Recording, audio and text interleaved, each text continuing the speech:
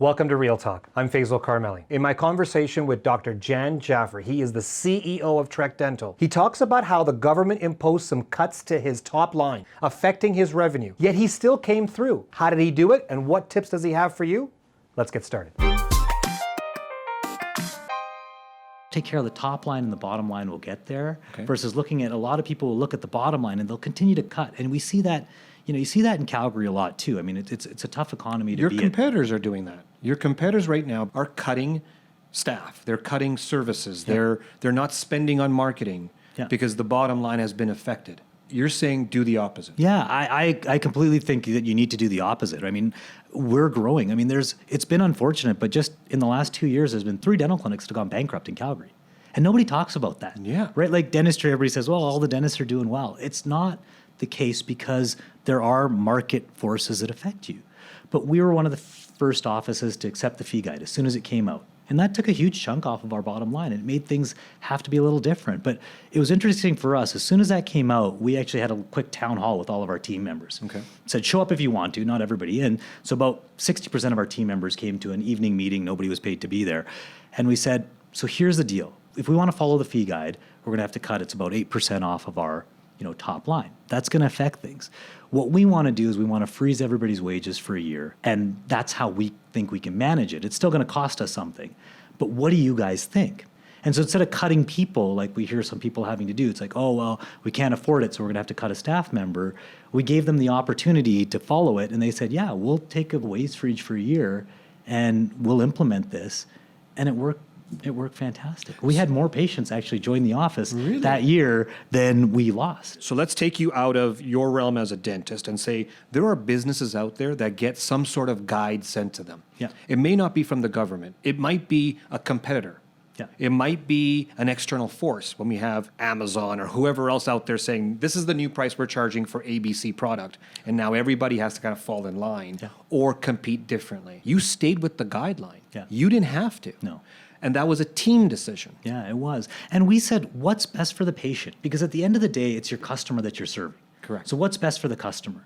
Clarity and some savings. Those are 2 good things for the customer, because the customer comes in asking questions about insurance. Nobody really understands it all that well. Okay. And so when the customer comes in, if we say, yeah, if your plan follows the fee guide, so do we.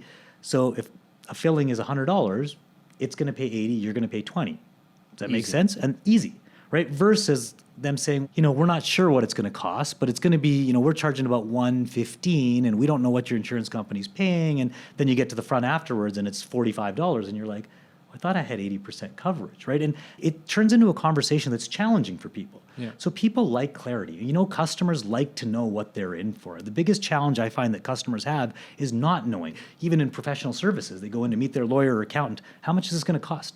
Well, I don't know. It's hard for patients or clients to understand what that is. So when you can give that to them and give them that clarity, it makes it easier. So I think in any business, you give them that clarity. What that means is that you have to get better at business, though, right? Because if you're going to take that cut, and if you're running, let's say 15 or 20% profit, and somebody says we're taking 8% off, you just lost 50% of what you took home. Yeah. So you have to understand how to work better. And that's where the team comes in. If you have that team that's putting in a ton of effort, if they're putting in, there's another book that I love. It's called Drive by Daniel Pink. And it says, if I give you a 10% raise and you work 10% harder, I should fire you. Or if I give you a 10% bonus and you work 10% harder, I should fire you. And what's the logic behind that? And what he says is when I hire you, I expect 100%. I should pay you fairly for that 100%. So if you're due a raise, absolutely, I should give it to you. Correct. But you shouldn't work harder when I give you the bonus or the raise. So bonuses are one of the worst things that you can put into businesses, I believe. Which every business model has some sort of compensation package, which includes a bonus. We removed it 7 years ago. I read this book on a flight to India. My sister was having her second wedding party in India. The in-laws wanted to have a party in India. I read this book. I came back. I told the team, I said, your average bonus works out to $2 an hour. And so I said, I'm just going to give you all $2 an hour now at the beginning of the year, and I'm not going to give you a bonus for the rest of the year. I'm just going to give it to you now. And they were happy because they didn't have to do anything necessarily, but they were also all working at 100% where we reached all the numbers that we expected by the end of the year, regardless of that. I've been talking to a bunch of your peers. In this province, they are having a challenging time because of the economy slowdown. And I kind of want to go through the business model so people have an understanding of why I'm saying that some of your peers are having a challenging time. Most of your patients pay through their insurance of their employee insurance. Absolutely. Yeah. If they don't have employee insurance because of a job loss or so forth, they tend not to come see you. Yeah, absolutely. And so many of your peers are feeling the impact of that. Are you feeling the impact of that? And if you are not, what are you doing? Because you're growing when technically the economy isn't. Has the economy affected us? Yes, 100%. But I actually think it's more the fee guide that's affected us than necessarily the economy. 2 years later, we're pretty much back to where we were, but you took an 8% hit.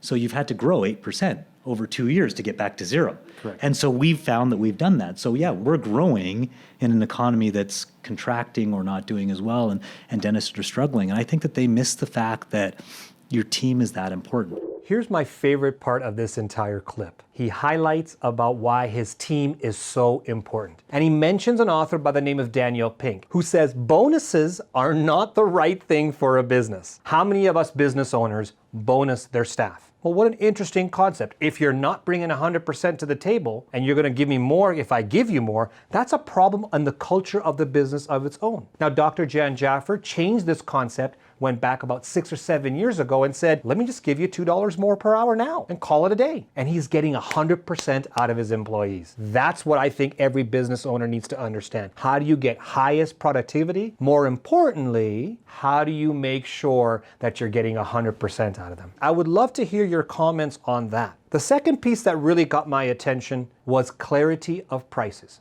I call it transparency. Transparency for your client or customer is the new norm. They want to see everything that they're going to pay and what they're getting for it. And the more transparent and more clarity you provide to your customer, the more loyal they will be. If you want more tips or more expert advice from our experts on this show, click subscribe. Thanks for watching.